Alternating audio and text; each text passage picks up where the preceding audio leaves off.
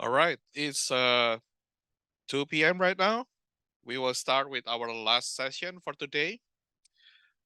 Dr. Jennifer Griffith from instructional, he is an instructional professor at Department of Health Policy and Management. She will share to us about using Mediasite to increase student engagement. The floor is yours. Great, thank you. And I hope everybody can hear me online. We're good, excellent. I got my audience here. So I know I stand between you and the rest of your day, and apparently a prize will be drawn later, so we will get to this. I think my presentation is going to be a slightly different approach than maybe some of my colleagues have shared. I have a very specific story and a very specific solution that my colleague and I have used to address that. And I will start with my story and then talk a little bit about how I think you might be able to use this particular approach multiple ways. Let's see. There we go. So there's a little bit of a backstory. My colleague, Tommy McDonald, and I teach senior capstone, which is applications of public health at the School of Public Health. It's the last class that our public health majors take.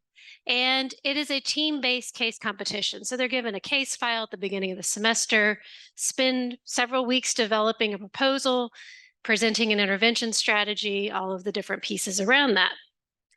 And back in 2019 and 2020, Tommy and I had this really great idea. We were going to have all of our students take the class at the same time, and we were going to have different sections in different rooms. And when it came to finals, we were going to have a showdown, and all of those students were going to come together, and the top teams from each section were going to present. So that's, teams of 9, because the classes are capped at 45 students. And then we were going to have this little showdown. We were really excited about this. I meant we had a single round with external judges. So we brought in experts from the field because they're tackling real issues. That was going to be spring of 21. And we actually had secured 2 rooms over here in ILCB, 237, and the room right next to it. Those are the really cool rooms. They have the table for the instructor in the middle, and each team has its own screen and whiteboard, and they can do team-based project learning. Had it all planned. The pandemic changed it because we didn't have enough room for in-person classes. So we needed additional space, and we had 4 sections of capstone that year. We had 2 that were virtual, and then 2 that were in person, because we had some students that were really wanting to be back together. They were already at that point in spring of 21, where they really wanted to be together again. They missed being in a classroom. So we were given the option of doing a double section in a single classroom where the 2 of us taught together. Now, if anybody has ever met my colleague, Tommy, he is a chemist, an environmental chemist by training, and I have a background in health behavior, health policy and management, public health practitioner. We both work in public health, but we see the world very differently, which makes for a very interesting class when you have 2 faculty that are giving students feedback, and the question we often get is, who's right? The answer is yes, we are both right. So we have enjoyed this, and it actually was an unexpected outcome. We knew that we could not have 18 teams. There was just no way, so we got down to 16. But then that presented a challenge with the judging process. So we had to come up with a solution. Judging 15 plus teams is not feasible with external judges. First of all, it would take almost 5 days, 5 class sessions to do that. I don't know any of the professionals we work with who could give up 5 days and judge all of the classes. It just wouldn't work. And they really needed to have just 2 or 3 sessions. That was the most we'd ever had. That was the most commitment we could get, and it was usually all back to back. So we decided to introduce rounds of judging. The first round, video judging by the classmates. They have not seen each other's proposals. They have his judging rubric. They would score it. So we thought they'll watch a video of the presentation. We were all Zooming at this point. You could Zoom and record and post that up on Google, and we were ready to go. We decided that we were not going to let them judge everybody, that judging all of the teams would be impossible. So we set it down to 3. That would be the amount that you could fit in a single class session. So we would assign the viewing and make sure we had breadth over all of the different classes.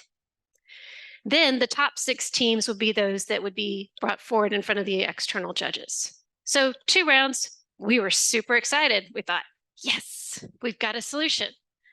Do this the first year, load up all the videos in Google, give people their assignments, and we get this email. We know you worked really hard to ensure fair judging, but I'm afraid some of my classmates did not adhere to that spirit. They just looked at the executive summary and completely missed the videos. And because we were using Google Sites, we didn't really have a way to control that. We were just putting stuff in a Google folder and telling them, you're viewing team 1, you're viewing team 5. We couldn't track it. So we were very depressed. We thought, goodness, so how are we going to do this? Okay, back to the drawing board. And academic technology came in to save the day. Patty Luna is our director of academic technology at the School of Public Health, and Tommy and I sat down with her and said, here's what happened. She goes, oh, no, it's okay. We've got a solution. We're like, okay, let's hear it. Mediasite. And she had been telling us about Mediasite for the longest time because you only have limited space on your Canvas site. So if you're actually uploading videos onto your Canvas site, you're taking all your bandwidth. So I knew that I could take videos of maybe me talking about a concept and putting them on Mediasite. What I didn't know was the analytics. And that's where Tommy and I thought, this is a really smart idea. So what we decided to do was track student engagement through the Mediasite Analytics. And what I'm hoping you get from this story is appreciation for the power of the analytics, not that they're 100% foolproof, because we do have a few challenges every once in a while, but also think about some opportunities to use it in your course. I'm going to explain one application, but we've discovered since that there are multiple applications, and some of my colleagues have tried it in other situations. So Mediasite, when you're looking for it, you're going to have to go and pull it up in the navigation tool. So you'll go to settings, go to the navigation tab in settings, and then you're going to want to move those buttons up where they're active so you can get to them. This makes it easier for you to find materials later on, and you'll save that. Always save. I always forget to save things on Canvas when I'm doing things because sometimes it's down at the bottom of the screen, so I have to scroll down. We have our students record the videos. They can use whatever recording medium they would like, but it has to come to us as an MP4. And it has to have their faces visible while they're talking, because related to our curriculum and our accreditation, we have some criteria we've got to do for personal speaking that we as graders have to do. But we start uploading the presentations into Mediasite. So we have about a 24 to 36 hour window between the time students finish their videos and send them in, and then they start judging for round 1. So Patty worked with us really closely to create the process. Gotten a lot better. The first time we did this, it probably took me about 3 hours. Last semester, it only took 2. So I was feeling pretty proud about that. So we embed the videos into Canvas web pages. We embed all the materials that the students should be seeing. These are the exact same things that we had in Google folders that very first year. But because the video is embedded, I can tell who watched it, when they watched it, how long they watched it, with what browser they watched it. There's a whole bunch of things we can find out. The other piece of this is that students now get to see the culminating activities of the rest of their classmates. Since it's a little bit of a competition, they kind of hold things close to the vest. So now they want to see what their classmates have been working on too. They are still handed their judging assignments in hard copy. We kind of do it like a secret envelope. Here are your teams, here are your teams, don't share. And they kind of like that because then it's top secret. This page opens up in Canvas and they know, okay, I've got team 14. I'm going to go to that. I'm supposed to watch the video and then go to these next items. We give very explicit instructions on what they need to do with judging. And again, this is based on our experience of that email, hey, my classmates didn't adhere.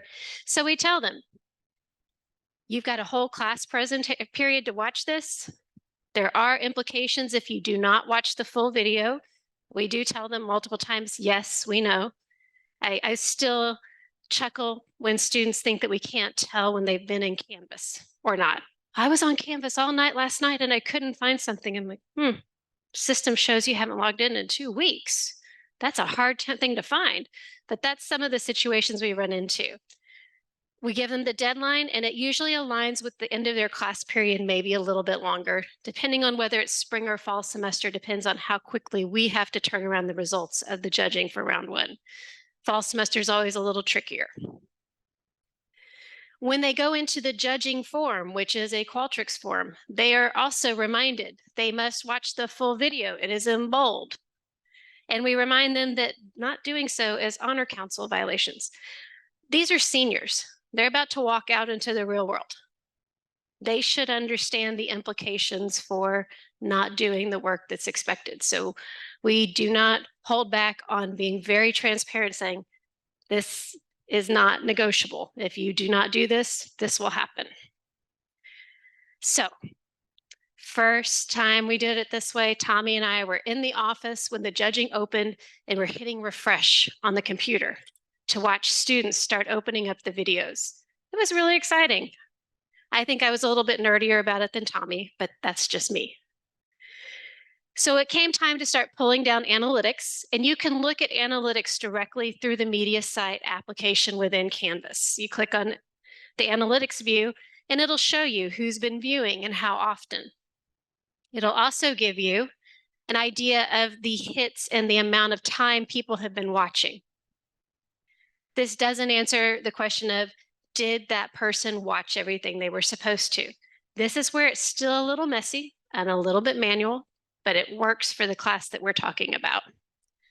We are able to see who has downloaded or who has viewed and how many times they viewed. On this particular slide, and I know it's a little bit small up here in the room, but you can see how many times somebody's gone in and viewed, the time watched, and the coverage is that important piece.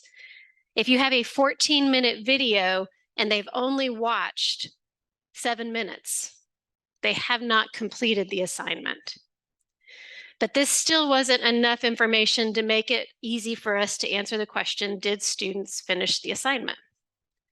So we go back to the Mediasite Analytics page and we go to the download feature.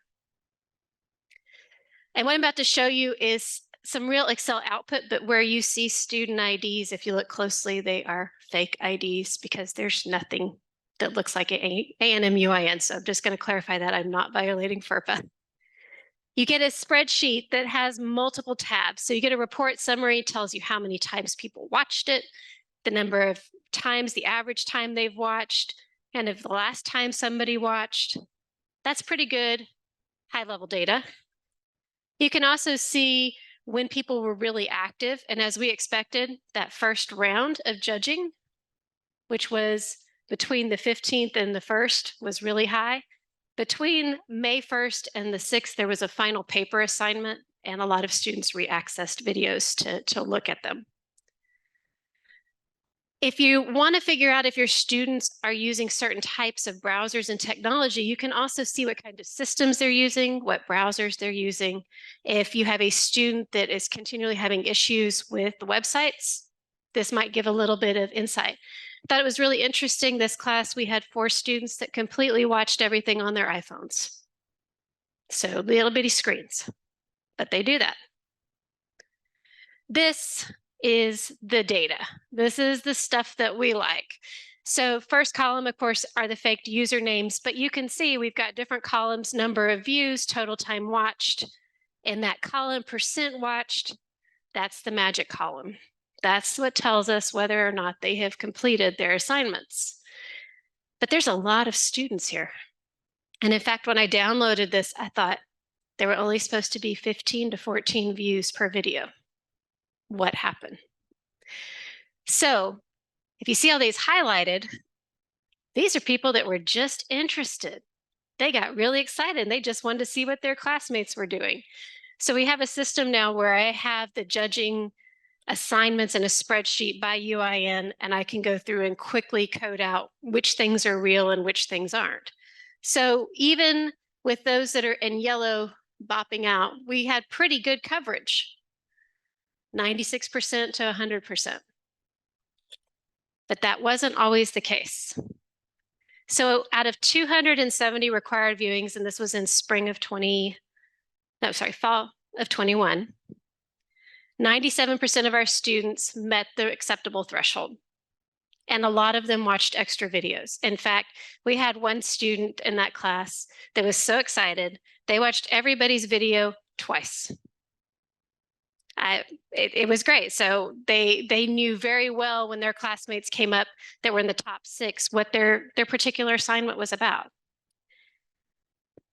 What we discovered is that we had 8 sessions that didn't meet the threshold. And this is where it gets a little unpleasant. 3 of those belong to one student. So basically, if a student goes in, they can watch it at regular speed. They can watch it at 2 times speed. It doesn't matter. It captures how much they watch. So we pull the data and we call the students in. So we had one student that all 3 videos, there was a problem, had 5 other students that 1 video. And usually, if you look at the timestamps, it was the 3rd video. They got tired. And we asked them to come visit with us. Here's what we present to them. You were supposed to watch team video 2, team video 7, and team video 13. Oh, by the way, you also access team 12, but we know that that's your team. You were probably just looking to see what happened there. This data has nothing to do with that. Can you please tell us a little bit about your viewing experience, because it shows us that you only watch 61% and 88% of the data. Immediately, the students will say, I just got tired. I figured by the time I saw the initial proposal and I read the executive summary, I had enough. Okay, do you understand that we discussed in class multiple times and the judging form told you that you needed to watch the full video? Yes. And you realize you've committed academic integrity violations in your final class 2 weeks before graduation. That's when you get them. They have a little heartburn moment. And unfortunately, we've had this happen, but we've used it as a teachable moment. We've used it in teaching students who are about to go out in the workforce. Cutting corners is not going to save you. You can cut corners, but you will eventually get caught. You were caught here. The students that had single infractions, we did the same thing. And a majority of the students ended up with some kind of grade implication for failing to do that. So we've done this now since fall of 21. And Tommy and I think that it is our best option to ensure that students follow through on their engagement in this activity.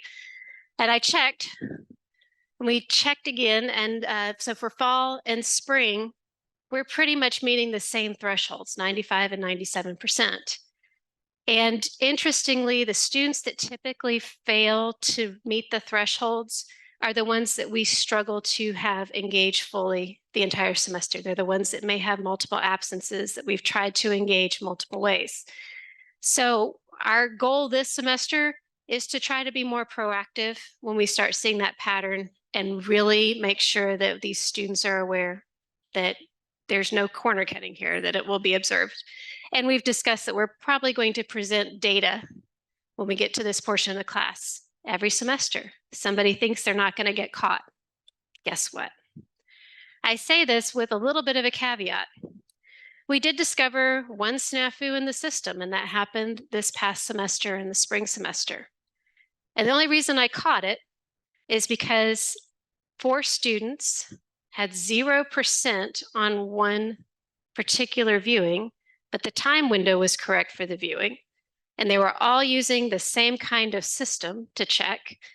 And it all happened at the exact same time of day, which also happened to be a time of day that Canvas had a glitch.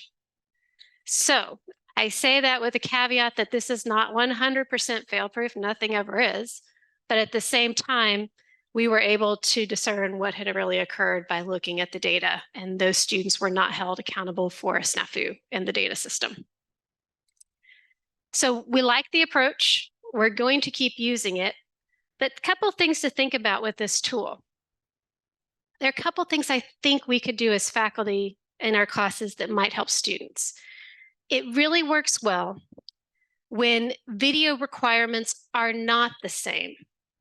If you have video requirements in your course that are the same, There's ways of setting up modules where progressions are stopped if they haven't done the progressions. And Patty and I talked extensively about that option.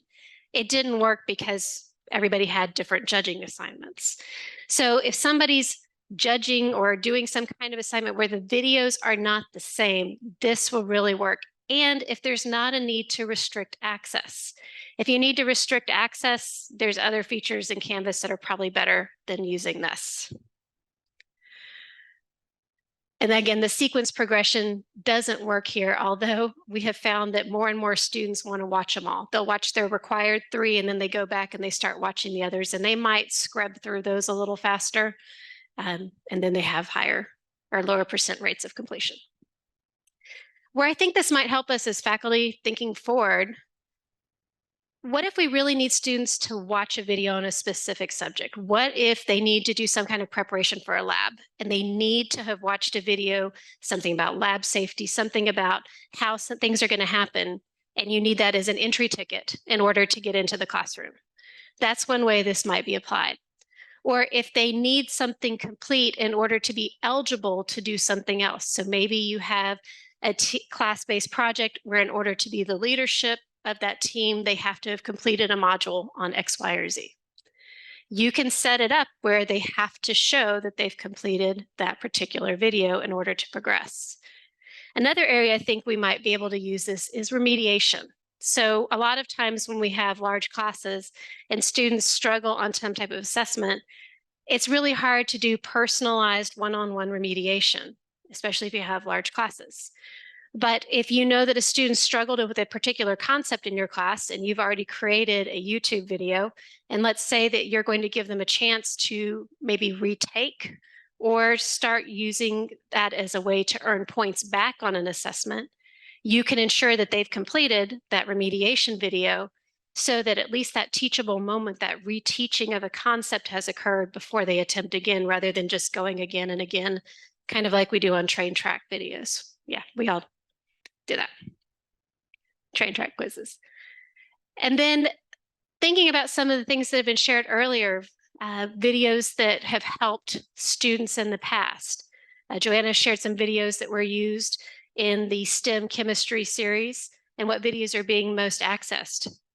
Maybe that helps identify the videos that you need to assign to specific students if they're struggling with a concept. You know that 80 of these students have watched this video, their grades were B or better. There's some things that we can do behind the scenes to start allocating students for this particular type of tool. So Mediasite for us has just really been, I knew I was going to go through this fast, really been a good tool for us in terms of videos. It takes the bulk of the work out of trying to manage something that otherwise would be impossible. And then for us, course assessment and performance reviews becomes another piece. If we think about the information that we're using in teaching a concept, and I really love teaching a concept this way, and my colleague in another section teaches it another way, and we have information that students are using these pieces, you could use videos through Mediasite to also look at how performance can vary based on instructional design approaches. So lots of applications and lots of opportunities that we could go through. And I think that gets me to the end of my slides, because again, I got a story for you, Ags, and it's a short one. I'd be happy to answer any questions or think about some applications and ideas that you might have.